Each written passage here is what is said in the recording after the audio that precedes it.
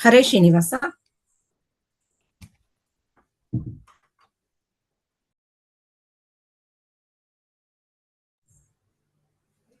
ಶುರು ಮಾಡಿ.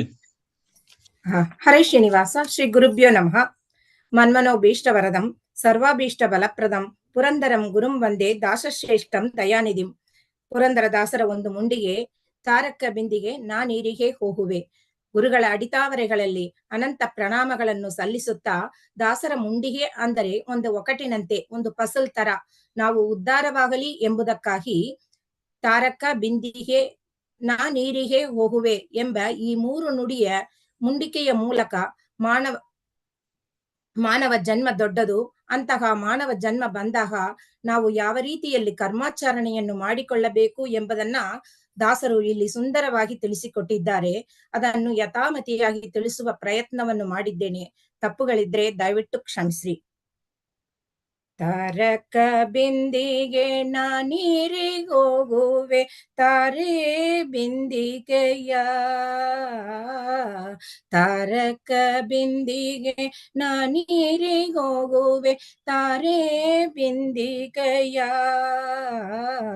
ಬಿಂದಿಗೆ ಒಡೆದರೆ ಒಂದೇ ಕಾಸು ತಾರೆ ಬಿಂದಿಗೆಯ.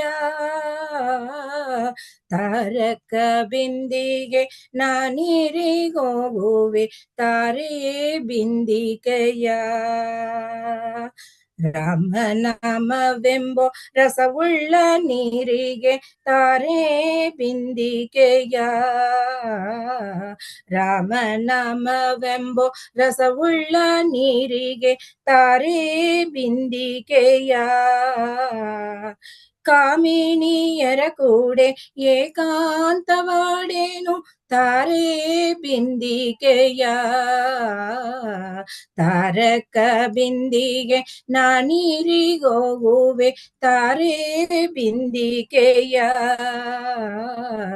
ಗೋವಿಂದನೆಂಬೋ ಗುಣವುಳ್ಳ ನೀರಿಗೆ ತಾರೆ ಬಿಂದಿಗೆಯ. ಆವಾವ ಪರಿಯಲ್ಲಿ ಅಮೃತದ ಪಾನಕ್ಕೆ ತಾರೆ ಬಿಂದಿಗೆಯ. ತಾರಕ ಬಿಂದಿಗೆ ನಾನೀರಿಗೆ ಹೋಗುವೆ ತಾರೆ ಬಿಂದಿಗೆಯ. ಬಿಂದು ಮಾಧವನ ಘಟ್ಟಕ್ಕೆ ಹೋಗುವೆ ತಾರೆ ಬಿಂದಿಗೆಯ. ಬಿಂದು ಮಾಧವನ ಘಟ್ಟಕ್ಕೆ ಹೋಗುವೆ ತಾರೆ ಬಿಂದಿಗೆಯ. ಪುರಂದರ ವಿಠಲಾಗೆ ಅಭಿಷೇಕ ಮಾಡುವೆ ತಾರೆ ಬಿಂದಿಗೆಯ. ತಾರಕ ಬಿಂದಿಗೆ ನಾನೀರಿಗೆ ಹೋಗುವೆ ತಾರೆ ಬಿಂದಿಗೆಯ. ಇಲ್ಲಿ ಬಿಂದಿಗೆ ಯಾರು, ಅಕ್ಕ ಯಾರು, ಯಾವ ನೀರನ್ನು ತರೋದು? ಸಾಮಾನ್ಯವಾಗಿ ನಾವು ನೀರು ತರಲಕ್ಕೆ ಬೇಕಾಗುವ ಸಾಧನ ಅದು ಬಿಂದಿಗೆ. ಅದನ್ನು ಕೊಡು, ನಾನು ನೀರನ್ನು ತರುತ್ತೇನೆ ಅಂತ ಮೇಲ್ನೋಟದ ಅರ್ಥ. ಆದ್ರೆ ಅದರ ಸೂಕ್ಷ್ಮ ವಿಷಯವನ್ನು ಆಳಕ್ಕೆ ಚಿಂತನೆ ಮಾಡಿದರೆ ಮಂಡಿಗೆ ತಿಂದ ಸುಖವನ್ನು ನೀಡುತ್ತದೆ ಈ ಮುಂಡಿಗೆ. ಅಂದರೆ ತಾರಕ ಬಿಂದಿಗೆ ಅಂದ್ರೆ ತಾರಕ ಅಕ್ಕ ಅಂದ್ರೆ ಯಾರು? ಇಲ್ಲಿ ಎಲ್ಲರಿಗೂ ಹಿರಿಯಳಾದ ಮಹಾಲಕ್ಷ್ಮೀ ದೇವಿಯನ್ನ ಅಕ್ಕ ಅಂತ ಹೇಳುತ್ತಾರೆ. ನಿತ್ಯ ಮುಕ್ತಳಾದ ಪ್ರಕೃತಿ ತತ್ವಕ್ಕೆ ಅಭಿಮಾನಿಯಾದ ಪರಮಾತ್ಮನ ಮಡದಿಯಾದ ಲಕ್ಷ್ಮೀ ದೇವಿಯಲ್ಲಿ ಬೇಡಬೇಕು ತಾರಕ ಬಿಂದಿಗೆ. ಅಂದ್ರೆ ಬಿಂದಿಗೆ ಅಂದ್ರೆ ದೇಹ ಅಥವಾ ಘಟ. ಘಟ ಅಂದ್ರೆ ಸಂಸ್ಕೃತದಲ್ಲಿ ಕೊಡ. ದೇವರು ಒಂದು ರೀತಿಯಲ್ಲಿ ನಮ್ಮ ತಲೆಯನ್ನು ಕೊಡದ ರೂಪದಲ್ಲಿ ಮಾಡಿದ್ದಾನೆ. ನಾವು ತಿಳಿಯುವ ತತ್ವಜ್ಞಾನವನ್ನು ತಲೆಗೆ ಕಳಿಸಬೇಕು. ಕುತ್ತಿಗೆ, ಕಂಠ, ತಲೆಯನ್ನು ನೋಡಿದಾಗ ಬಿಂದಿಗೆಯಂತಿದೆ ಅಂದ್ರೆ ಆ ಕೊಡವನ್ನು. ಅಂದ್ರೆ ಆ ತಲೆಯನ್ನು ಕೆಳಗೆ ಮಾಡಿದ್ದು ಯಾಕೆ ಅಂದ್ರೆ ನಮ್ಮ ಹೃದಯದಲ್ಲಿ ಇರುವ ಪರಮಾತ್ಮನಿಗೆ ನಮ್ಮ ಜ್ಞಾನದ ನೀರಿನಿಂದ ನಾವು ಅಭಿಷೇಕ ಮಾಡಲಕ್ಕಾಗಿ ನಮ್ಮ ತಲೆಯನ್ನು ಕೊಡದ ಆಕಾರದಲ್ಲಿ ಮಾಡಿದ್ದಾನೆ. ಅದರಲ್ಲಿ ಒಳ್ಳೆ ತತ್ವಜ್ಞಾನವನ್ನು ನಾವು ತುಂಬಿಕೊಳ್ಳಬೇಕು. ಆದರೆ ನಮ್ಮ ತಲೆಯಲ್ಲಿ ತುಂಬಬಾರದ್ದೆಲ್ಲ ತುಂಬಿದೆ. ಅದೇ ನಮಗೆ ಸಮಸ್ಯೆ. ತಾರಕ ಬಿಂದಿಗೆ ನಾನೀರಿಗೆ ಹೋಗುವೆ ಅಂದ್ರೆ ಹಿರಿಯ ಲಕ್ಷ್ಮೀ ದೇವಿಯಲ್ಲಿ ಕೇಳುತ್ತಾರೆ, ಲಕ್ಷ್ಮೀ ದೇವಿ ನನಗೆ ಬಿಂದಿಗೆಯನ್ನು ಕೊಡು ಅಂದರೆ ದೇಹವನ್ನು ಕೊಡು, ನಾನು ನಿನ್ನ ದೇಹವನ್ನು ಕೊಟ್ಟರೆ ನಾನು ನೀರು ತರಲಕ್ಕೆ ಹೋಗುವೆ. ಅಂದ್ರೆ ಯಾವುದು ನೀರು ಅಂದರೆ ಉಪನಿಷತ್ತುಗಳು ಹೇಳುವ ಮಾತು, ನೀರು ಅಂದರೆ ಕರ್ಮ. ನನ್ನ ಪಾಲಿಗೆ ನಾನು ಸತ್ಕರ್ಮಗಳನ್ನು ಮಾಡಬೇಕು, ಅದಕ್ಕಾಗಿ ಈ ದೇಹವನ್ನು ಕೊಡು.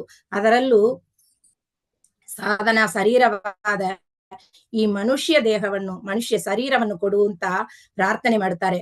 ಆದ್ರೆ ಲಕ್ಷ್ಮೀ ದೇವಿ ಭಾಗವತದ ಶ್ರುತಿ ಗೀತೆಯಲ್ಲಿ ದೇವರಲ್ಲಿ ಪ್ರಾರ್ಥನೆ ಮಾಡುತ್ತಾಳೆ. ಏನು ಅಂತ?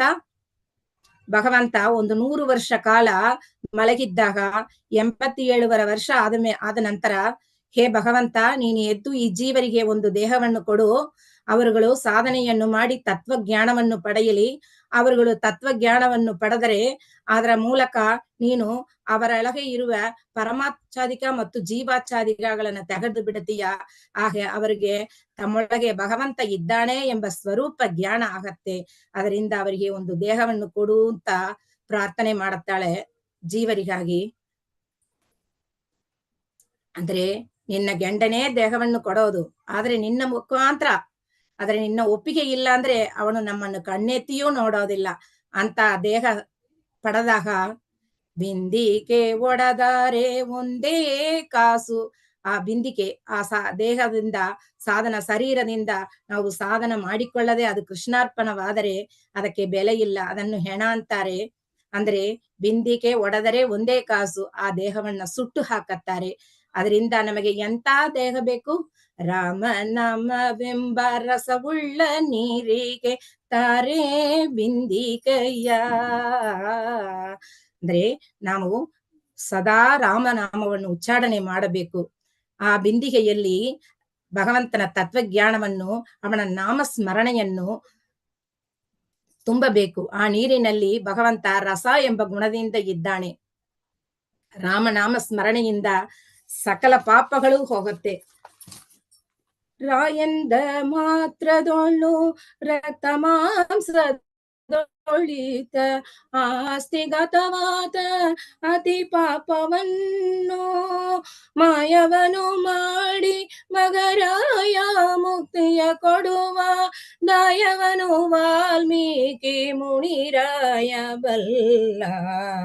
ರಾಮ ಎಂಬುವ ಎರಡಕ್ಷರದ ಮಹಿಮಯನು ಪಾಮರನು ತಾವೇನು ಬಲ್ಲಿರಯ್ಯ. ಮತ್ತೆ ಮಾಯೆಂದೆನಲು ಹೊರಬಿದ್ದ ಪಾಪಗಳು, ಮತ್ತೆ ಮಾಯೆಂದೆನಲು ಹೊರಬಿದ್ದ ಪಾಪಗಳು ಒತ್ತಿ ಮೊಳಪೊಗದಂತೆ ಕವಟವಾಗಿ ರಾಮ ಎಂಬುವ ಎರಡಕ್ಷರದ ಮಹಿಮೆಯನು ಪಾಮರರು ತಾವೇನು ಬಲ್ಲಿರಯ್ಯ. ದರೆಯೊಳಿ ನಾಮಕ್ಕೆ ಸರಿಮಿಗಿಲಿಲ್ಲೆಂದು,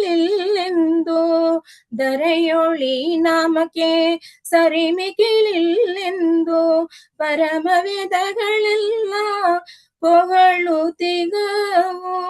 ರಾಮ ಎಂಬುವ ಎರಡಕ್ಷರದ ಮಹಿಮೆಯನು ಪಾಮರರು ತಾವೇನು ಬಲ್ಲಿರಯ್ಯ. ಅದಕ್ಕಾಗಿ ಭಗವಂತನ ನಾಮಸ್ಮರಣೆಯನ್ನು, ರಾಮನಾಮ ಜಪವನ್ನು ಮಾಡಲಕ್ಕೆ ನನಗೆ ಒಂದು ದೇಹವನ್ನು ಕೊಡು ಅಂತ ದೇಹ ಬಂದಾಗ, ಕಾಮಿನಿಯರ ಕೂಡೆ ಏಕಾಂತವಾಡೇನು ತಾನೇ ಬಿಂದಿಗೆಯ. ಕಾಮಿನಿಯರು ಅಂದ್ರೆ ಈ ಬಾವಿಯಲ್ಲಿ ನೀರು ತರಲಕ್ಕೆ ಹೋಗುವ ಹೆಣ್ಣು ಮಕ್ಕಳು ಹರಟೆ ಹಾಡುವ ಕಥೆಯನ್ನು ಹೇಳ್ತಾರೆ. ಆದ್ರೆ ಪುರಂದರದಾಸರು ಕೊಡುವ ಸಂದೇಶ ಏನು ಹಂಗೆ ಅಂದ್ರೆ, ಭಗವಂತನ ಬಗೆ ತಿಳುವಳಿಕೆ ಇಲ್ಲದ ಹೆಣ್ಣು ಮಕ್ಕಳ ಜೊತೆಗೆ ಸೇರಬೇಡ ಅಂತಾರೆ. ಅಂದ್ರೆ ಕಾಮಿಣಿಯರು ಅಂದ್ರೆ ಯಾರು ಅಂದ್ರೆ, ನಮ್ಮ ದೇಹದಲ್ಲಿ ಇರುವ ಇಂದ್ರಿಯಾಭಿಮಾನಿಗಳು, ಭಾರತಿ, ಸೌಭರಣಿ, ವಾರುಣಿ, ಪಾರ್ವತಿ ಮತ್ತು ಭಾರತಿ ಸರಸ್ವತಿಯರು ಅಂತಹ ತತ್ವಾಭಿಮಾನಿಗಳ ಜೊತೆಯಲ್ಲಿ ಹರಟೆಯನ್ನು ಹಾಡಿ ಭಗವಂತನ ಬಗೆ ಮಾತನಾಡಿ ಭಗವಂತನ ಕಡೆಗೆ ಹೋಗುವಂತೆ ನಮ್ಮನ್ನು ಮಾಡಲಿಕ್ಕೆ ದೇಹವನ್ನು ಕೊಡು ಅಂತ ಇಲ್ಲಿ ಅದಕ್ಕಾಗಿ ದೇಹವನ್ನ ಕೇಳುತ್ತಾರೆ. ನಂತರ ಅಂತಹ ದೇಹವನ್ನ ಇನ್ನು ಮುಂದೆ ಹೇಳುತ್ತಾರೆ, ಗೋವಿಂದನೆಂಬು ಗುಣವುಳ್ಳ ನೀರಿಗೆ ತಾರೆ ಬಿಂದಿ ಕೈಯ. ಅಂತಹ ದೇಹ ಬಂದಾಗ ನಾವು ಯಾವ ರೀತಿಯಲ್ಲಿ ಸಾಧನೆಯನ್ನು ಮಾಡಿಕೊಳ್ಳಬೇಕು ಎಂಬುದಕ್ಕಾಗಿ ಇಲ್ಲಿ ಗೋ ಶಬ್ದಕ್ಕೆ ಅನೇಕ ಅರ್ಥಗಳು ಇದೆ. ಮೊದಲಿಗೆ ಗೋ ಅಂದರೆ ನೀರು, ಅಂದರೆ ನೀನು ಭಗವಂತನಿಗೆ ನೀರನ್ನು ಕೊಟ್ಟರೆ, ಅಂದರೆ ಪೂಜೆಗಾಗಿ ನೀರನ್ನು ನೀನು ಭಗವಂತನಿಗೆ ತಂದರೆ, ಗೋ ಅಂದರೆ ನೀರು. ಬಿಂದದಿ ಅಂದರೆ ಭಗವಂತನನ್ನು ಹೊಂದುವುದು. ನೀರನ್ನು ತಂದು ಕೊಟ್ಟರೆ ನೀ ಭಗವಂತನನ್ನು ಹೊಂದಬಹುದು. ಅಥವಾ ಗೋ ಅಂದರೆ ಭೂಮಿ, ನೀನು ದೇವರ ಪೂಜೆಗಾಗಿ ಒಂದು ಸ್ಥಳವನ್ನು ಕೊಟ್ಟರೆ ಭಗವಂತನನ್ನು ಹೊಂದಬಹುದು. ಮುಂದೆ ಗೋ ಅಂದರೆ ವೇದ ವಾಕ್ಯಗಳು. ಆ ವೇದ ವಾಕ್ಯಗಳನ್ನು ಈ ತಲೆಯಲ್ಲಿ ಅಂದರೆ ಈ ದಲ್ಲಿ ತುಂಬಿಕೊಳ್ಳಬೇಕು. ಆ ಗೋ ವೇದ ಪ್ರತಿಪಾದ್ಯನಾದ ಆ ಭಗವಂತನ ಗೋವಿಂದನ ಧ್ಯಾನವನ್ನು ನಾವು ಸದಾ ಮಾಡಬೇಕು. ಅದಕ್ಕಾಗಿ ದೇಹವನ್ನು ಕೊಡು ಅಂತ. ಮುಂದೆ ಆವವ ಪರಿಯಲ್ಲಿ ಅಮೃತದ ಪಾನಕ್ಕೆ ತಾರೆ ಬಿಂದಿ ಕೈಯ.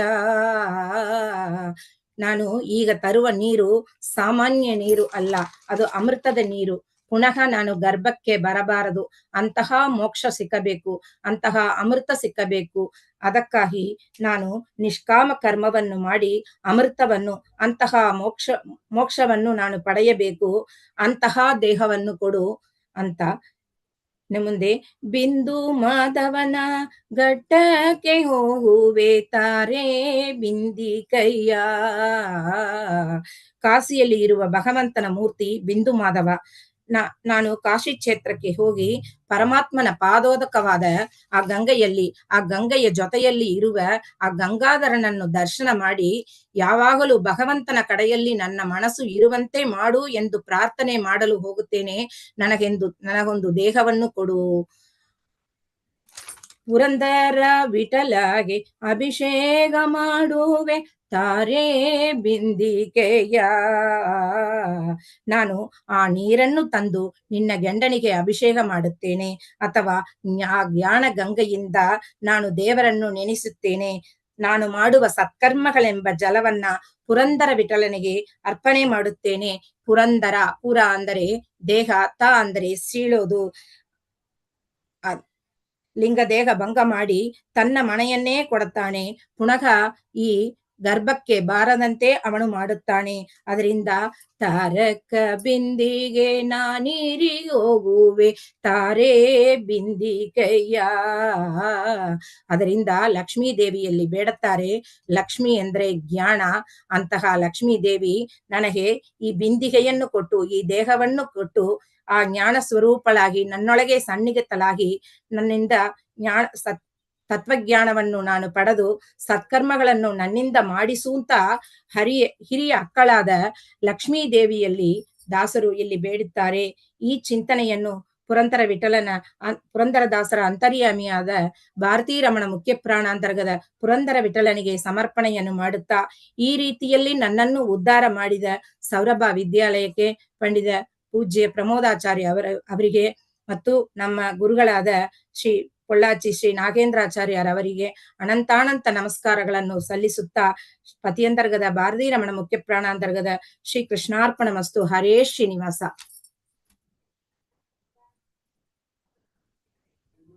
ಇಲ್ಲಿಯವರೆಗೆ ಶ್ರೀಮತಿ